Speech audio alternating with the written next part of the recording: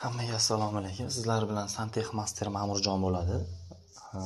Bu katyolimiz одноkonturniy hisoblanadi. O'zi katyollar ikki xil bo'ladi. Duxkonturniy, одноkonturniy.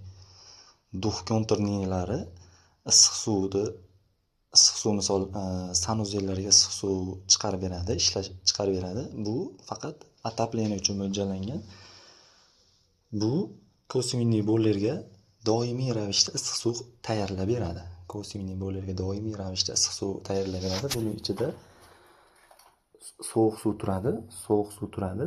Issiq suvni aylanib chiqqanini hisobiga sovuq suv issiq bo'ladi. Shunda bir-biriga chapishmaydi. Kosminniy boylerlar tenti bo'ladi. Pastida nimasi bor? Sovuq suvni pitaniyasi bor. Yonidagi manometrning yonidagi avtopodpitga hisoblanadi. 1,5 davleniyada doim bir xil suvni o'tkazib turadi. Undan tushib ham ketmaydi, ko'tarilib ham ketmaydi. Bularimiz katyolga kirdi chiqdilar. Ko'proq qizil tomon podachi bo'ladi. O ko'k tomoni obratga hisoblanadi. Mana bu rashtiniy bachok sistemadagi suvni sig'imiga qarab turib tanlanadi. Bu issiq suvimizni podachisi hisoblanadi va obratga hisoblanadi.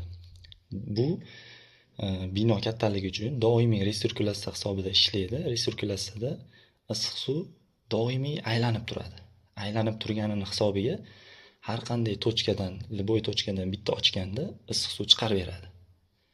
Aristonlarda unaqa emas. Aristonlar o'zi misol sanuzellarga mo'ljallangan, hammomlarga mo'ljallangan, doim sovuq suv to'xtab turadi unda. Bunda lekin doimiy aylanib turadi, nasosi ham bor. Mana bu havo chiqargich bo'ladi, magazki. Mana bu qiziq narsa ko'pchilik qo'ymaydi. Buni katyollarga ham qo'yiladi. Bundagi 8 bar. 8 barga yetganda взрывной klapan hisoblanadi. O'zi avtomatik suvni to'kib yuboradi.